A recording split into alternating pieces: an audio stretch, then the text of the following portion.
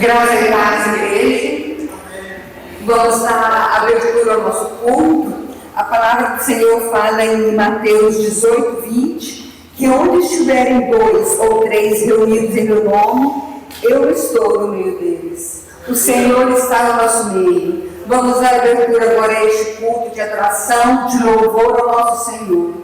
Senhor, meu Deus e meu Pai, a tua igreja está na tua presença agora, Senhor amado. E nós estamos aqui para te adorar, para te louvar, porque o Senhor é digno de toda honra, o Senhor é digno de toda glória, Senhor, porque o Senhor habita no meio dos louvores, meu Pai amado. E nós queremos te engrandecer essa noite, queremos te exaltar, bendizer o teu nome. Porque santo, santo, santo é o Senhor, aleluias. Bendito o Senhor que reina, bendito o Senhor que vive no meio do teu povo, porque o Senhor não muda, o Senhor é o mesmo ontem, hoje e amanhã.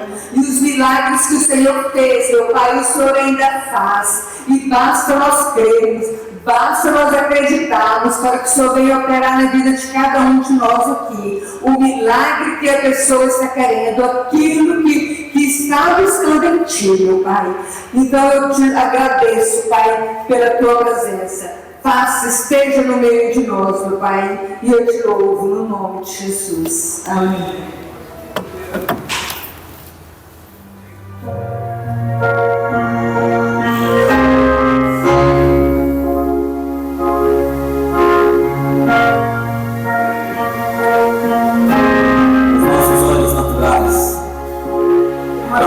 As coisas para nós não é possível.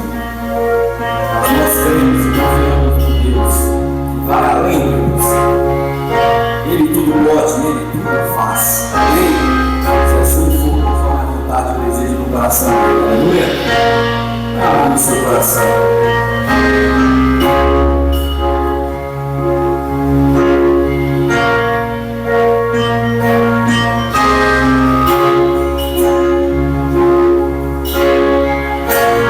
Eu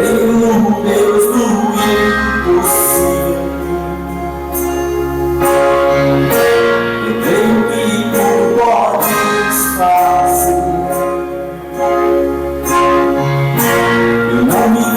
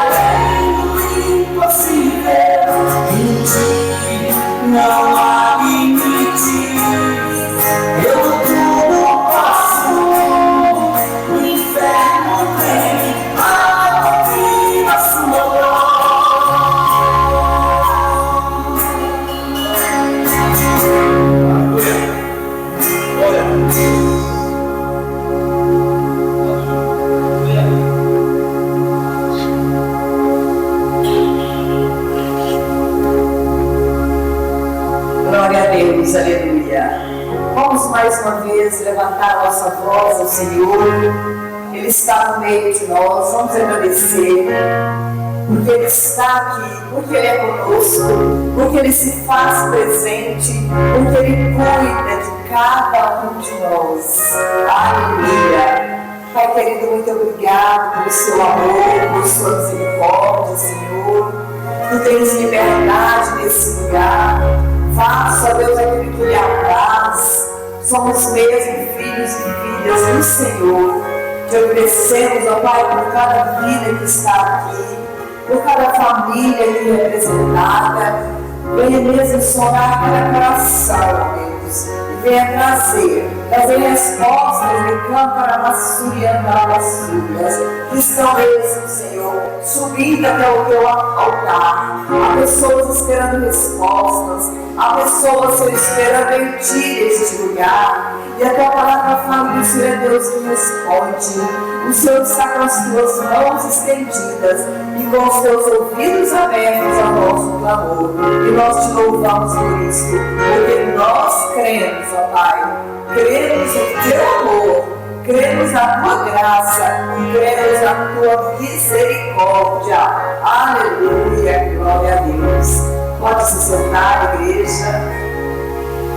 Continue nesse espírito adorando o Senhor. Deus tem uma palavra para nós hoje. Eu não vou falar, Deus tem uma palavra para você.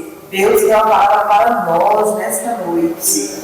Deus quer se comunicar conosco e já está se comunicando através do louvor, através do teu Santo Espírito. Deus está falando neste lugar. Nós estamos aqui com o nosso irmão que já esteve conosco, é o Wellington. Wellington, né? Seja bem-vindo, meu irmão. Ele trabalhou muito tempo conosco aqui na escola bíblica, né? Seja bem-vindo sempre. Você é muito querido neste lugar. Sentimos a sua ausência aqui. Amém.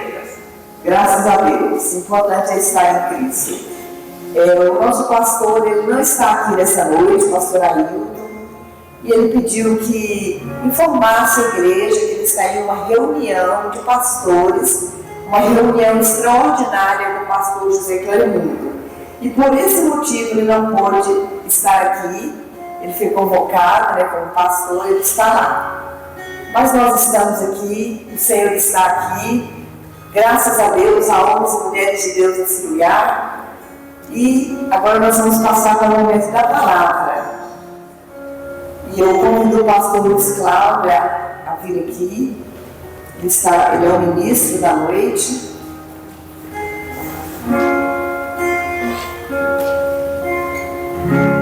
E seja na vontade do Senhor neste lugar. Amém?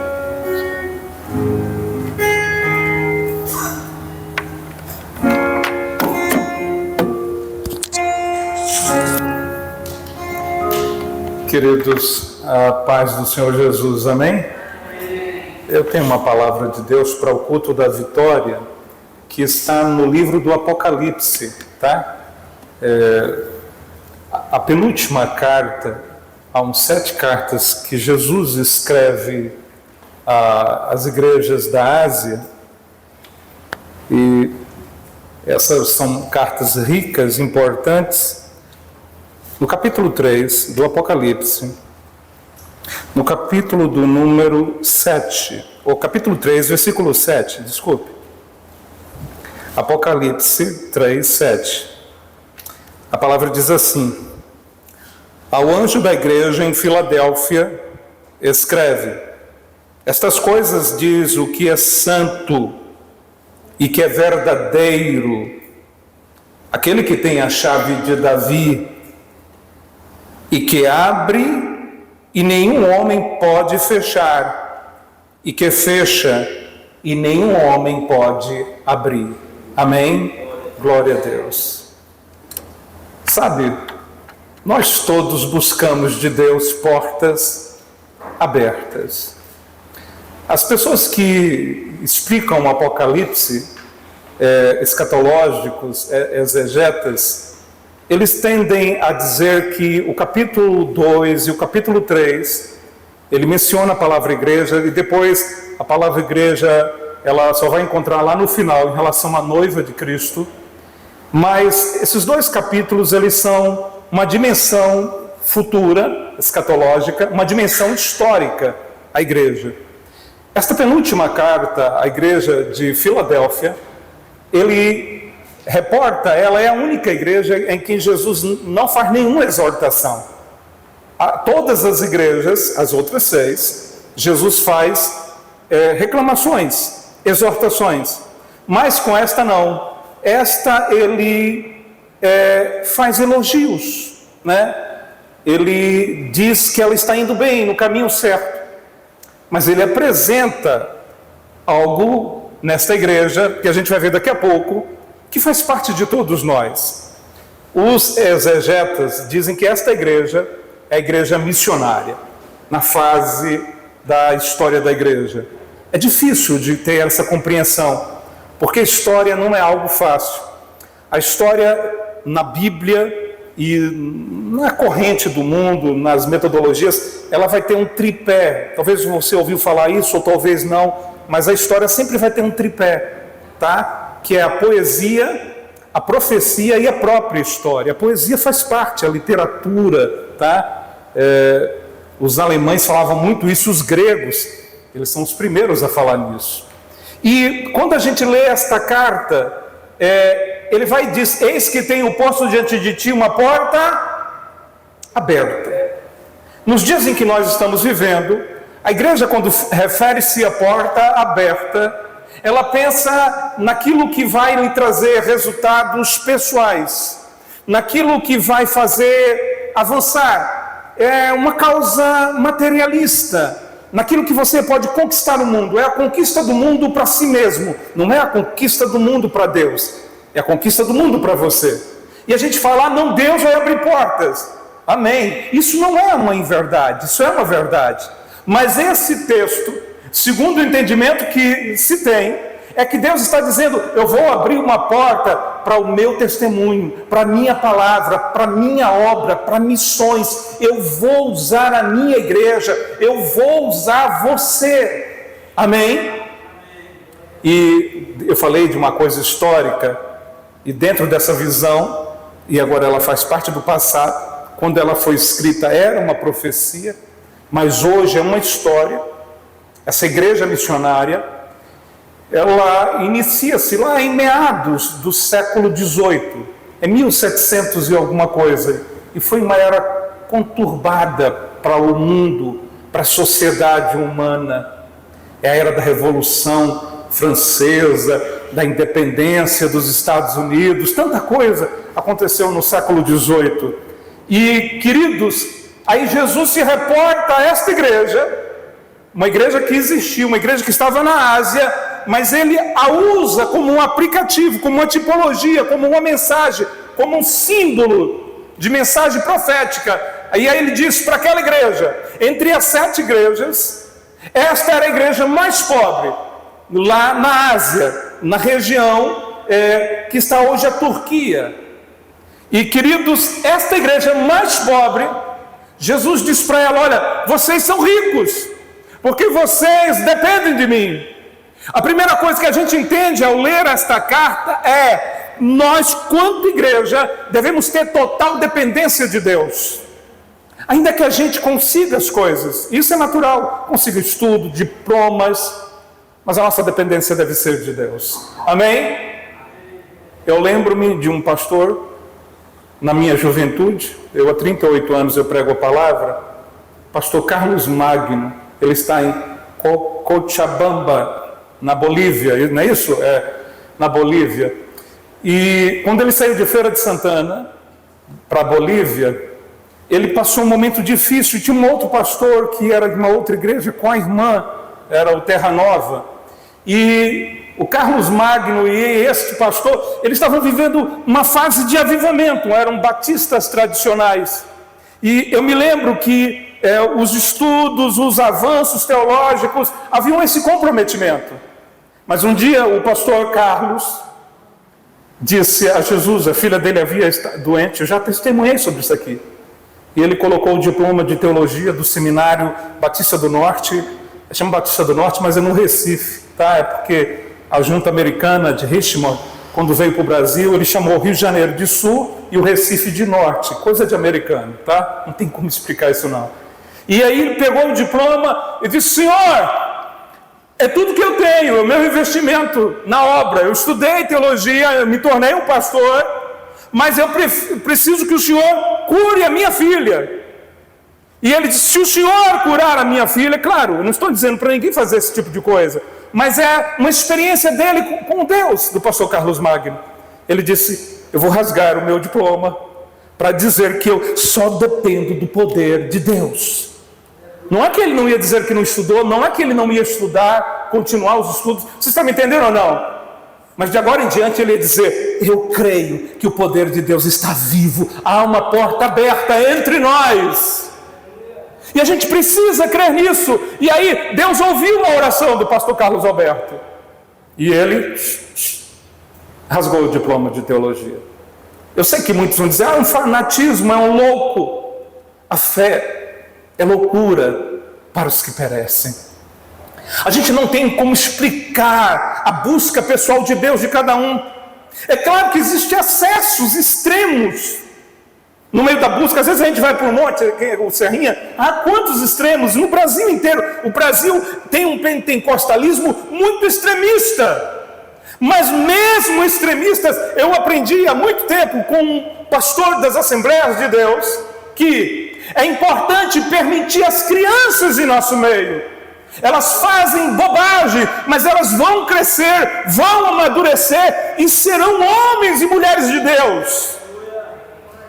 Então às vezes a gente vê uma meninice, mas é coisa de criança. O que a gente não pode permitir é meninões, são espertalhões.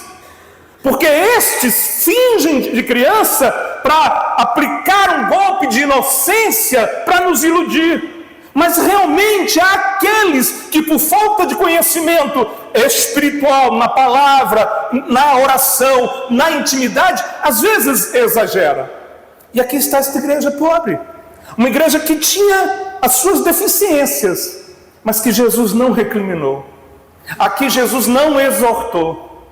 Sabe, queridos, todos os homens da Bíblia, todos os espaços geográficos onde a obra de Deus aconteceu, quando você lê a Bíblia de capa a capa, você vai encontrar Deus exortando. Israel, ele é campeão nas exortações de Deus. Atravessava o deserto, Deus exortava. Ia possuir a terra prometida, Deus exortava. Chegava o reino, Deus, o exílio, e por aí vai, o retorno. Era um povo difícil, e nós somos difíceis. Vocês estão me entendendo ou não? E quando eu leio aqui esta passagem, e eu vejo que Jesus não recrimina, não exorta, eu fico me perguntando o que havia nesta igreja de excelência, para que não houvesse dos lábios de Jesus uma recriminação. Primeira coisa, eles sabiam quem eles eram. Eles sabiam que eles não eram os melhores. E isso às vezes a gente precisa entender em nossos dias. Em nossos dias existe um triunfalismo, uma exaltação, uma ostentação boba. Às vezes a gente acha que é alguma coisa, quando na verdade nós não somos nada. E eles tinham consciência que se eles eram algo, era tudo para a glória de Deus. Talvez fosse a pobreza deles, que escancarava na cara a dura realidade que eles viviam. Mas eu não quero imaginar assim, porque pobreza não é sinal de espiritualidade de ninguém. Alguém está me entendendo ou não?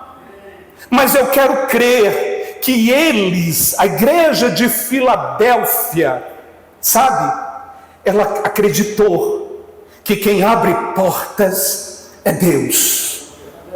Abre portas na debilidade, na fraqueza, na pobreza. Eu já falei para os irmãos que eu vim para aqui, eu deixei tudo para trás. Às vezes a gente fica preocupado, porque é normal, ansioso, e a gente ora, lançai toda a ansiedade ao Senhor, aconselha Pedro, não é verdade? E quando às vezes bate uma saudade, coisa de baiano, todo dia me bate uma saudade de Feira de Santana, do sul da Bahia, de Salvador. não é somente por causa da praia, mas é por causa da comunhão com os irmãos. Baiano é falante. Você vai me ver que eu vou querer comunicar com todo mundo, né? Eu faço amizade aqui no meio da rua com todo mundo, né? Porque é o jeito meio entregue do baiano, né? E, queridos, esta igreja aqui, em suas debilidades, em suas fraquezas, ela entendeu que não era o seu braço que abria a porta.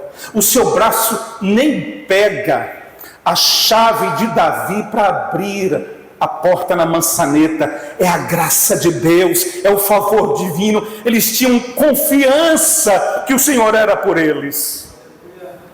E o texto que nós lemos um versículo apenas. O texto diz assim: eu sei que tens pouca força. Sabe, Deus ama usar os fracos. Deus ama usar os que nada são. Deus ama usar os que estão em falta. O Senhor é meu pastor e nada me faltará. Davi fala isso porque ele tem passado dificuldades e o Senhor se tornou o seu sustentador. E quando eu vim para cá, eu estava falando sobre isso, né?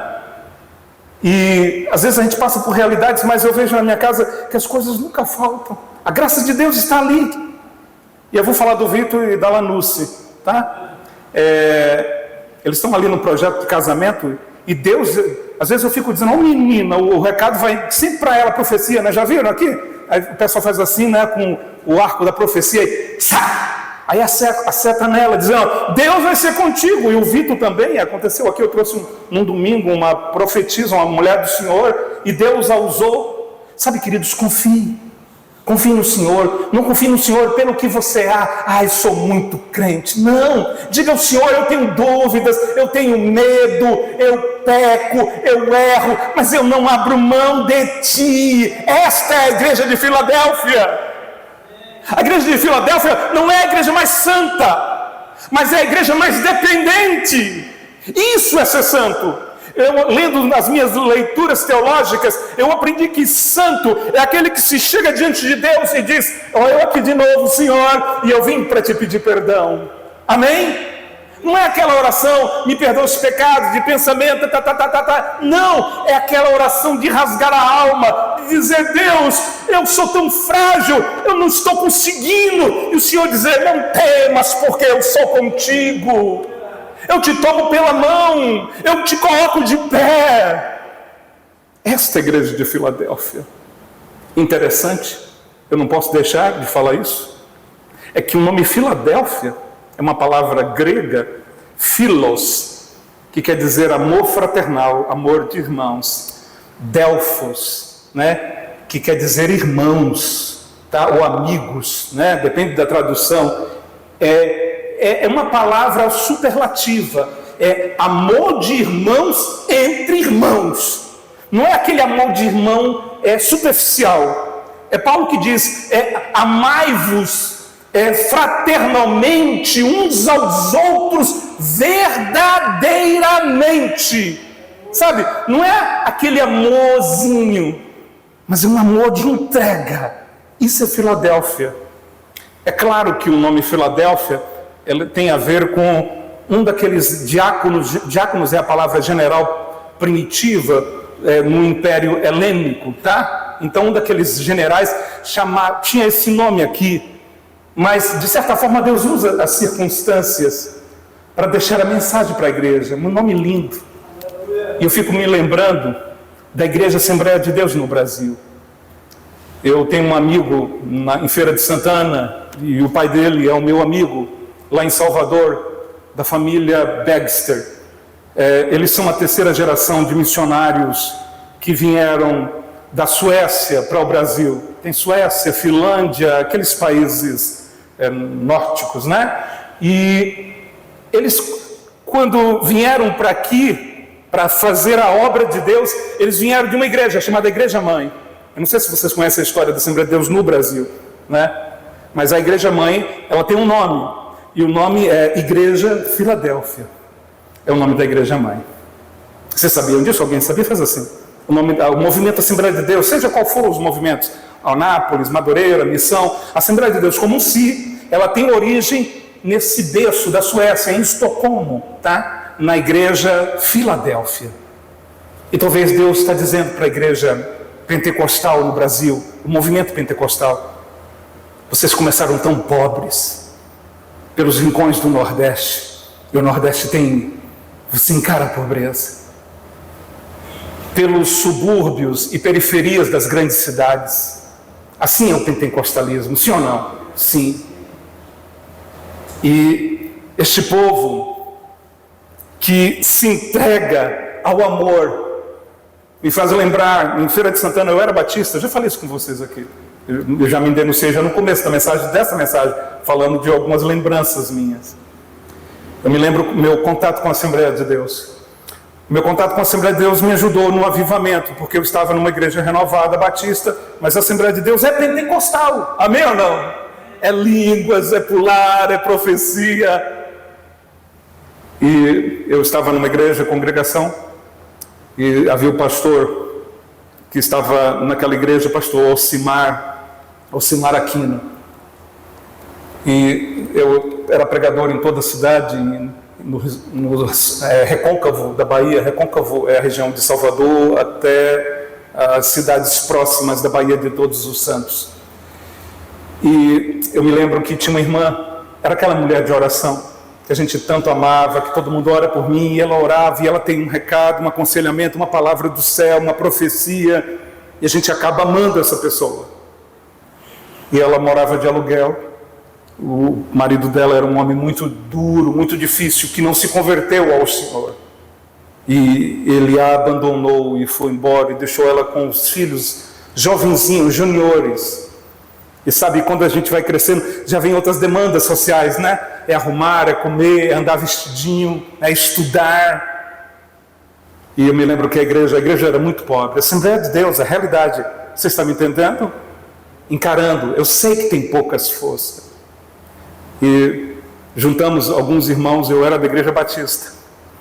E os irmãos chegaram para mim e disseram: você é muito falante, a cidade inteira te conhece. Eu disse: é porque eu gosto de dialogar. Eu disse: você é um baiano que fala, você tem esse negócio. Eu disse: o que é que você quer?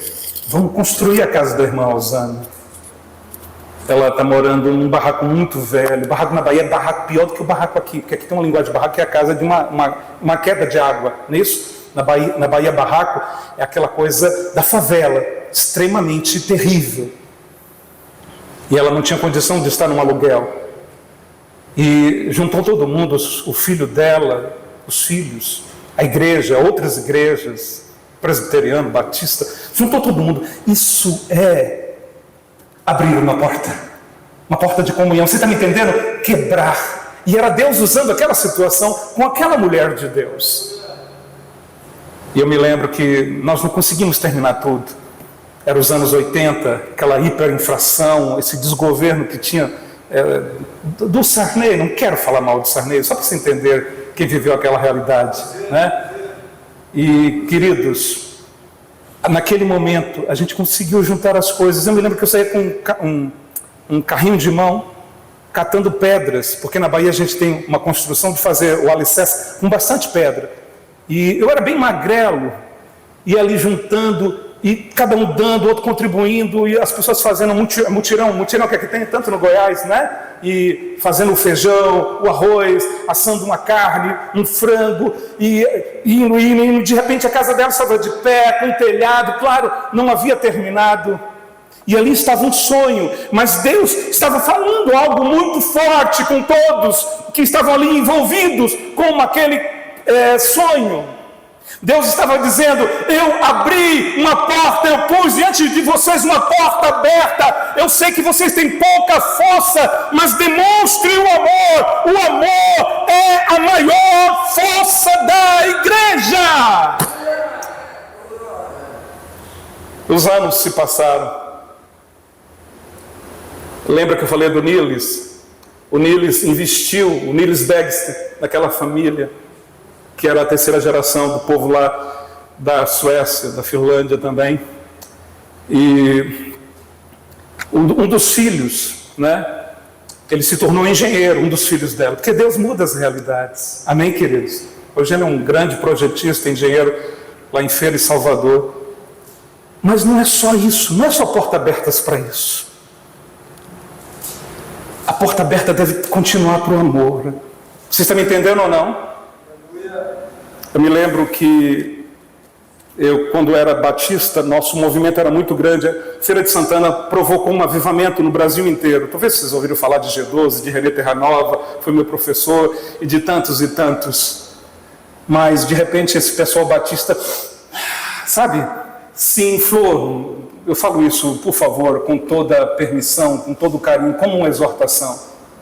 E eu vi, e quando a gente se orgulha, a gente paga um preço, a queda, a gente sofre por isso, porque a gente deve andar humildemente diante do nosso Deus.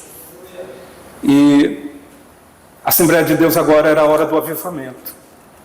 Porque Deus faz isso, Deus nos prova. E era uma igreja que estava passando por uma dificuldade em Feira de Santana, uma igreja feia. Pensa numa igreja feia.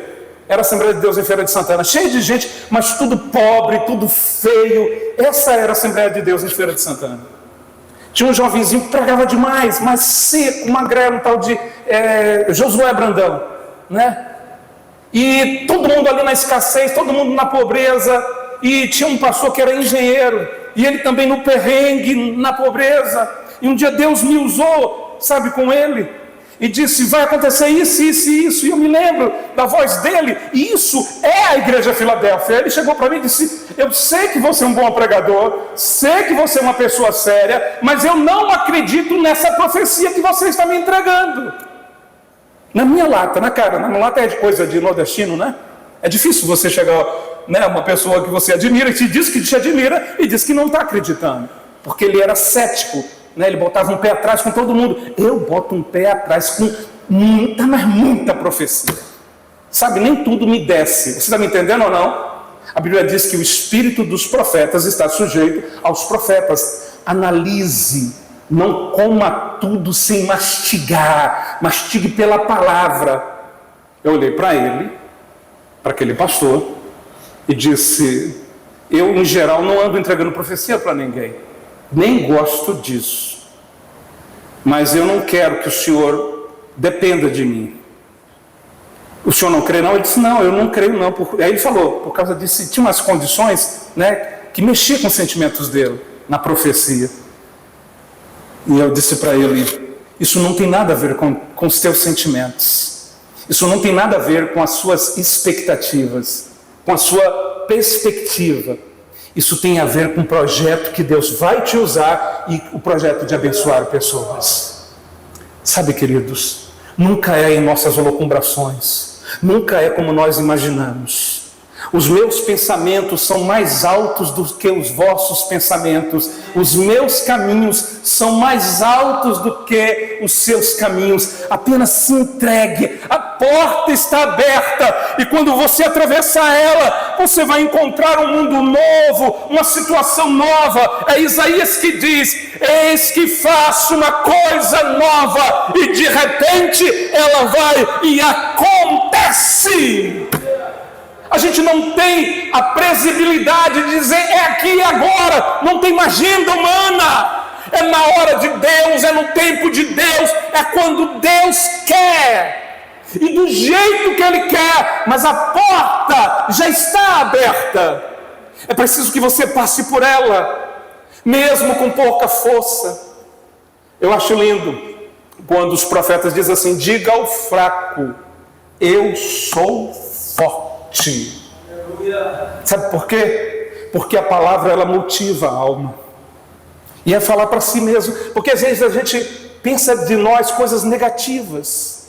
Às vezes a gente vê a realidade. E às vezes a realidade não é fácil. E a gente, porque está no deserto, porque vê a areia do deserto, a gente teme dizendo, não, eu vou morrer no deserto.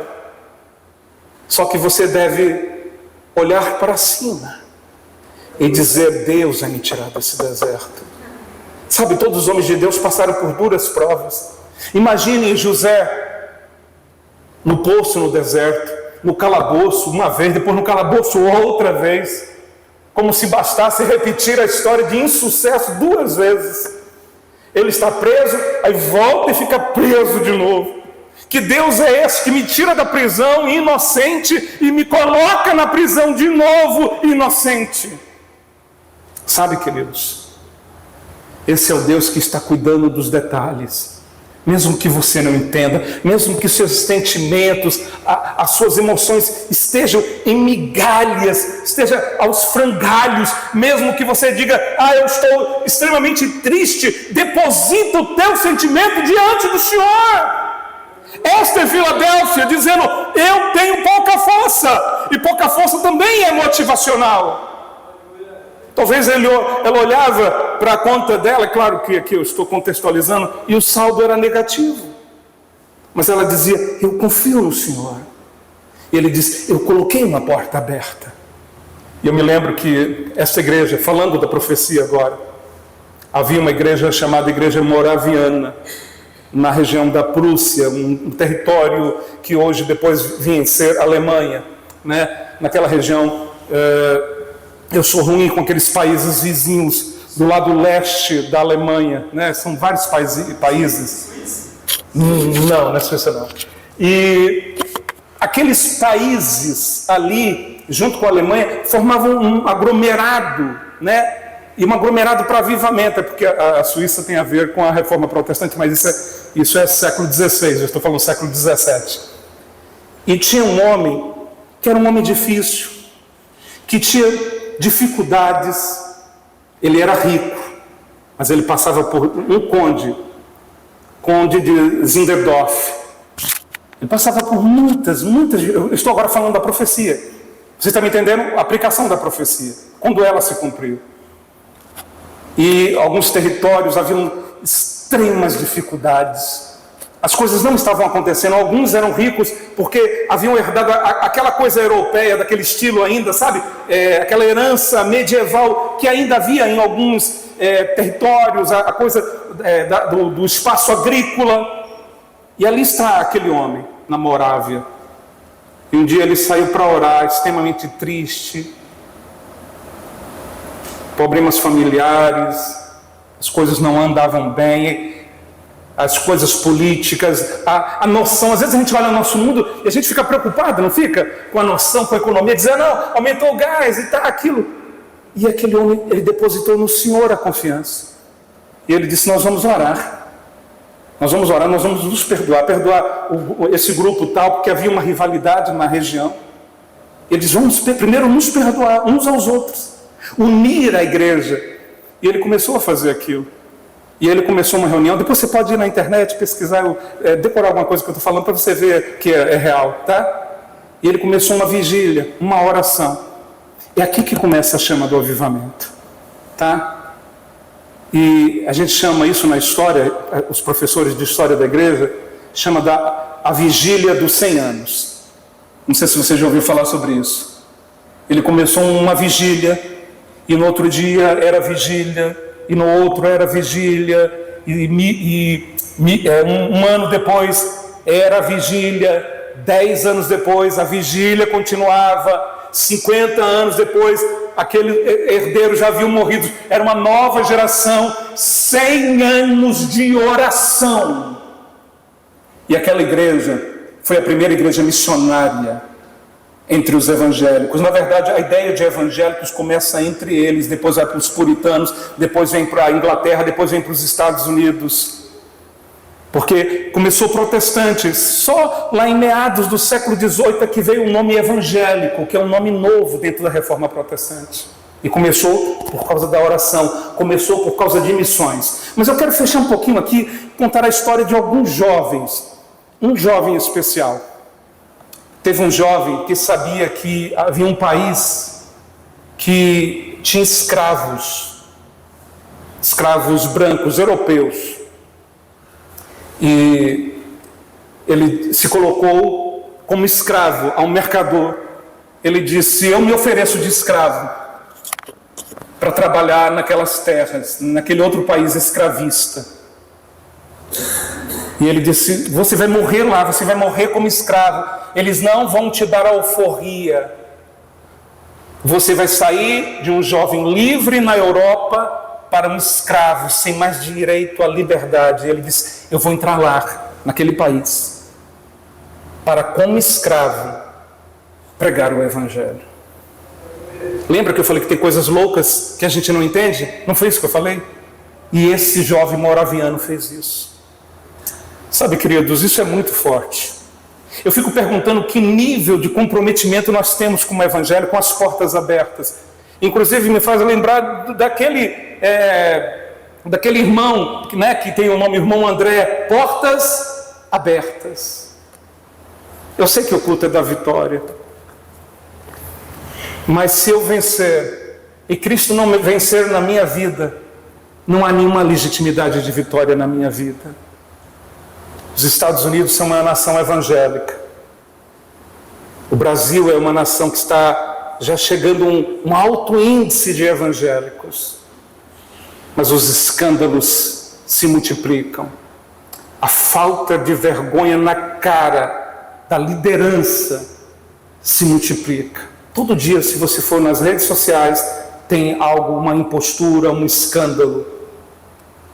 A gente precisa dizer, eu sou frágil.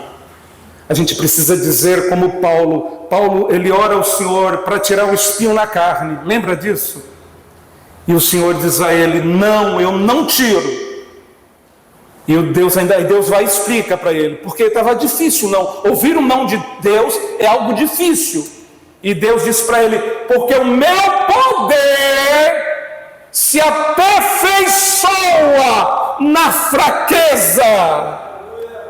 Eu não sei como você chegou aqui. Eu não sei qual é a fraqueza que você tem vivido, se é emocional, se é social, se é financeira, se é física, se é a saúde do corpo, mas eu quero dizer que você entregue ao Senhor essa sua fraqueza. Lembre-se de Sansão, que tinha uma experiência de fortaleza e por causa do pecado perdeu a força do espírito, e quando ele estava humilhado pelo pecado, ele disse ao Senhor, só mais uma vez lembra de mim e renova a força para que eu humilhe os inimigos do Senhor. Ore ao Senhor, creia, as coisas vão mudar, amém?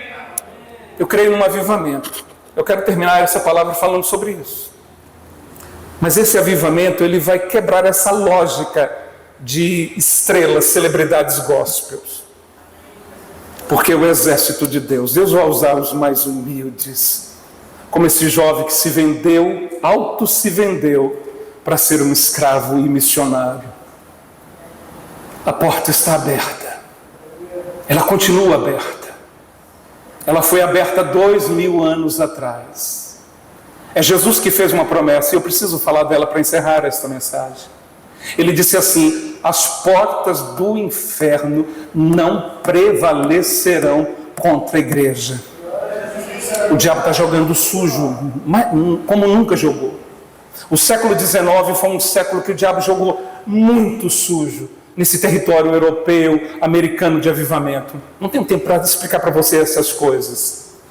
Sujo na filosofia, na economia, coisas que estão hoje no século XXI, abalando as estruturas morais do século XXI.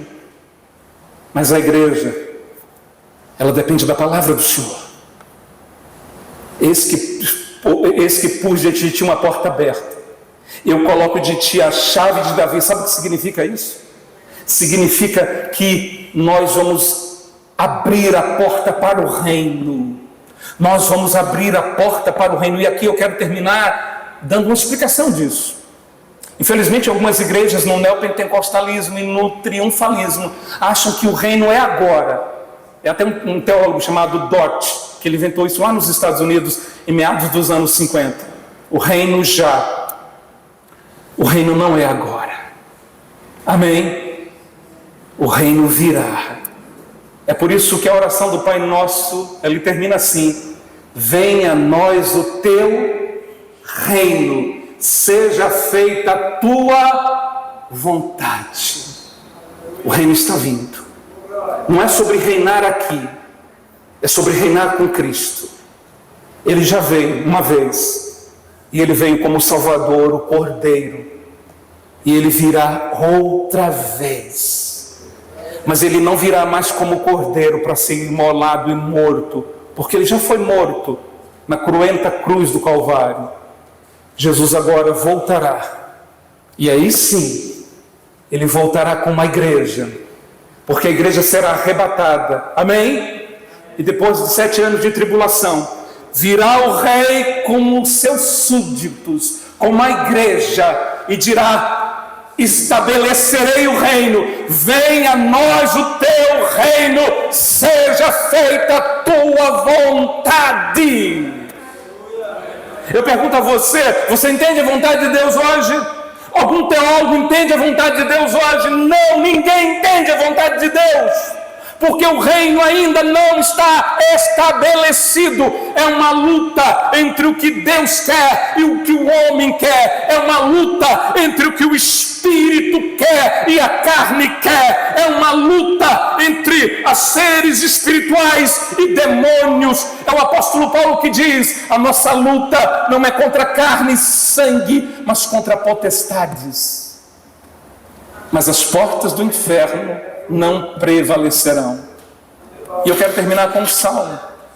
Ele diz assim, é Davi que diz: abri, ó portais eternos, para que entre o Rei da Glória. E quem é este Rei da Glória? É o Senhor poderoso nas batalhas. Ele vem e vencerá o Armagedon, e vencerá o diabo, e vencerá o pecado, e reinará para sempre. Fique de pé, por favor, em nome de Jesus. Igreja Filadélfia, somos a igreja que ama, a igreja missionária. Aleluia, eu sinto a presença do Senhor. Você sente a presença de Deus neste culto? Me perdoe, eu queria falar um pouquinho menos, eu passei um pouquinho, mas eu preciso que você ore e diga ao Senhor: Senhor, eu quero fazer a oração que o Senhor disse ao profeta. Diga ao fraco: eu sou forte. Eu sei que nós dependemos de coisas humanas. Quem não tem um emprego precisa de um emprego. Quem não tem um carro precisa de um carro. Quem não tem uma casa precisa de uma casa. Quem não tem saúde precisa de saúde. É claro que isso tem uma lógica espiritual. Amém ou não amém? Não é verdade? Mas isso não é a nossa maior razão. A nossa maior razão é servi-lo, é adorá-lo. E aí você vai fazer essa oração: diga ao fraco: eu sou forte. Feche os olhos, ore comigo. Senhor amado, o Senhor colocou uma porta aberta. Tem hora que os sentimentos dizem que está tudo dando errado. Tem hora que o inimigo sussurra, a voz sorrateira do inimigo sussurra aos nossos ouvidos dizendo: você falhou, você perdeu, está tudo acabado. E nós ouvimos com amargura essa voz tenebrosa, esta voz inimiga, esta voz mentirosa. Mas a tua voz sussurra mansamente a cada um dos nossos corações, dizendo: eu sou contigo, eu não te abandonei, eu coloquei uma porta aberta diante de você, eu trarei o reino à terra, eu te darei vitória. Senhor, nos levanta como levantaste a igreja Filadélfia, para ser uma igreja missionária. Pai, nós não queremos ter inveja de igreja Filadélfia, que não foi recriminada. Eu sei que nós temos errado, Senhor. A tua igreja tem errado, a Assembleia de Deus tem errado, o movimento pentecostal tem errado, eu tenho errado, a minha casa tem errado. Mas eu me coloco agora diante do Senhor, dizendo: nós somos frágeis, falhos, mas nós pedimos o teu perdão e dizemos: nos dá mais uma chance, como Sansão, renova a força em nós, em nome de Jesus, para que o inimigo não faça vilipérdio da tua igreja, para que o inimigo não venha rir de nós, mas para que ele sofra vergonha eterna da cruz, e que o Senhor seja vitorioso em nossas vidas, em nome de Jesus. Amém e amém. Deus abençoe.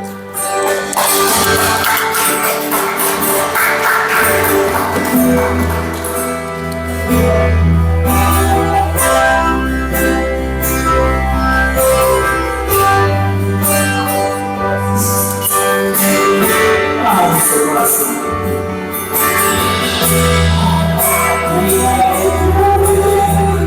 Jesus, agora eu abro meu coração, eu abro meu coração para morrer.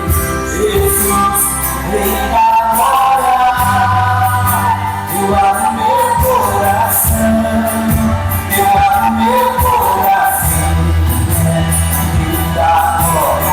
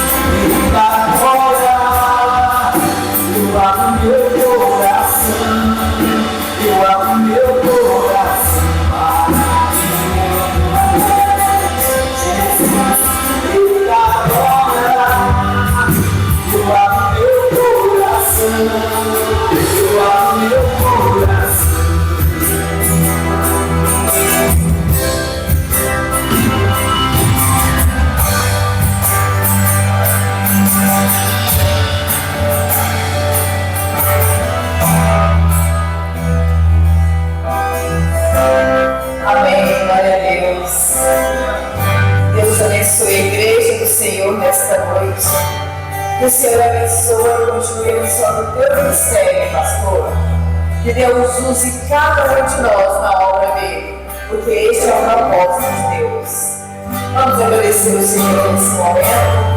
Pai querido, nós te louvamos, ó Pai, porque o Senhor se fez presente, se faz presente, porque o Senhor falou com cada vida neste lugar, de uma forma diferente a cada um. Mas o Senhor falou, Deus. Continue falando, Pai. Trabalhe nos corações. Que o nosso coração receba a tua palavra. Seja terra fértil, Pai. Em nome de Jesus, nós abençoamos a tua igreja. Que o amor de Deus, que a graça do nosso Senhor Jesus Cristo e que a consolação do Espírito Santo seja uma igreja do Senhor, hoje e sempre. Amém. Está terminado.